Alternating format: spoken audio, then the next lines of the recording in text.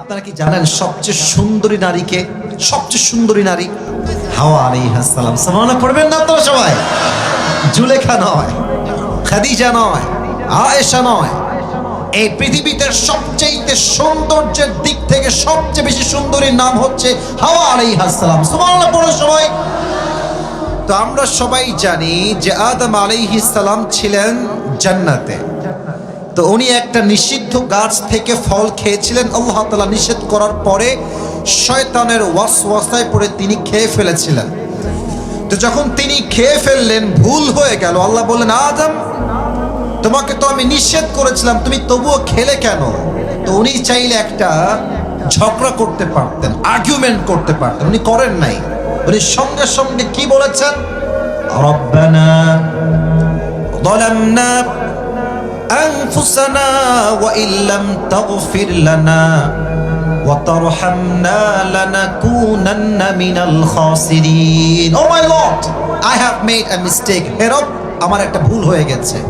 তুমি যদি আমাকে ক্ষমা না করো, কথা বুঝবেন, আয়াতের মূল মেসেজ বুঝবেন। যুবক ভাইরা কানকে খাড়া করবেন, মুরব্বীরা আমার চোখে চোখ রাখেন। আদমের বুদ্ধি দেখেন আলাইহিস সালাতু ওয়াস সালাম, কি সুন্দর তার কথা।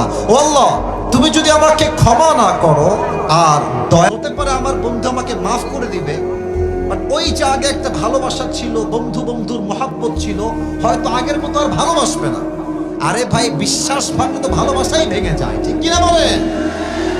তো আদম কত চালাক, আল্লাহকে বলছে, আল্লাহ আমাকে শুধু মাফ করলেই হবে না, তুমি যে আমাকে আগে ভালোবাসতা ঠিক তেমন ভাবে আমাকে আবার ভালোবাসতে হবে। সুবহানাল্লাহ পড়বেন না?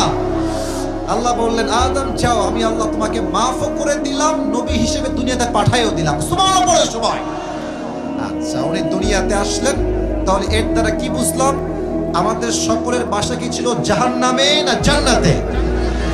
এটা ক্লিয়ার হবে, আমাকে বলতে হবে। ডানের ভাইরা, বামের ভাইরা, সামনের ভাইরা, আমি আবারও বলছি বোঝাবার শর্তে, একটা মেসেজ দিব লাস্টে গিয়ে।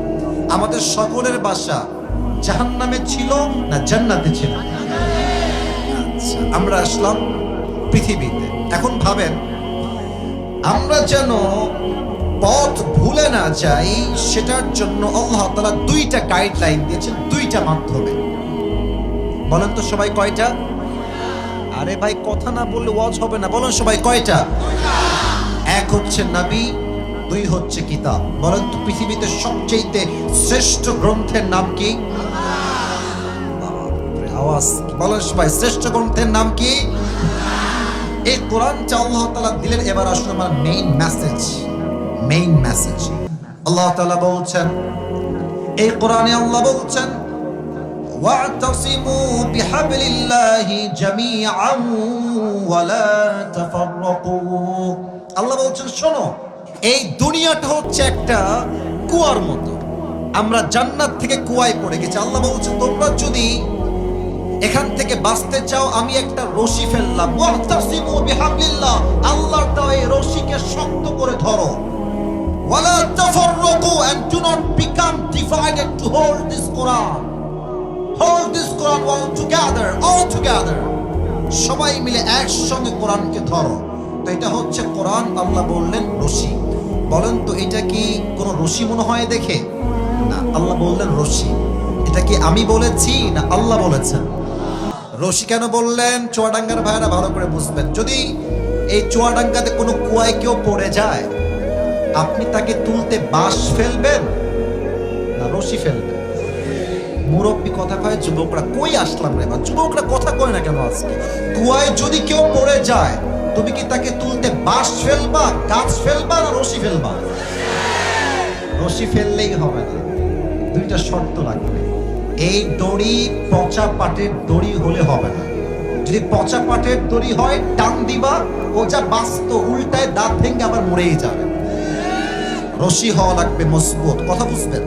এটা হচ্ছে সেই রশি। বলেন তো এই রশির মতো মজবুত, কোরআনের রশির মতো মজবুত কি আর কোনো রশি হতে পারে?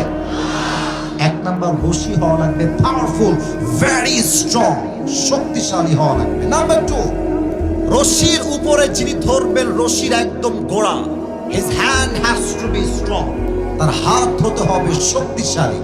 এই কোরআনটা হচ্ছে সেই রশি, আর এই রশির গোড়ায় যার হাত আছে সেটা হচ্ছে আমার রবের হাত, কুদরতি হাত। চুয়াডাঙ্গার আমিরপুরের মমিনপুরের ভাইরা জবান খুলে বলেন, আমার রবের মতো কুদরতি হাতের শক্তিশালী হাত দুনিয়ার কোন নেতার হতে পারে, কোন মানুষের হতে পারে, কোন ব্যক্তির হতে পারে, কোন ধনীর হতে পারে, কোন নবীর হতে পারে, কোন ওলির হতে পারে, কোন পীরের হতে পারে।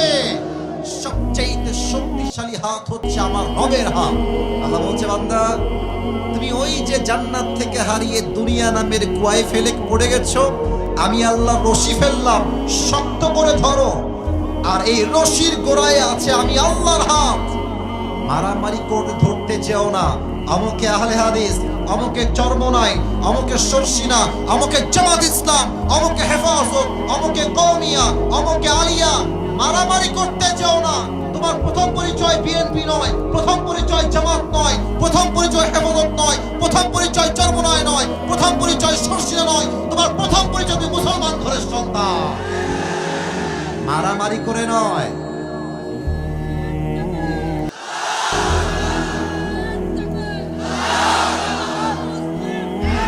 বসেন বসেন, কথা বলতে দেন। মারামারি করে ধরতে যেও না, ঐক্যবদ্ধ হয়ে ধরো।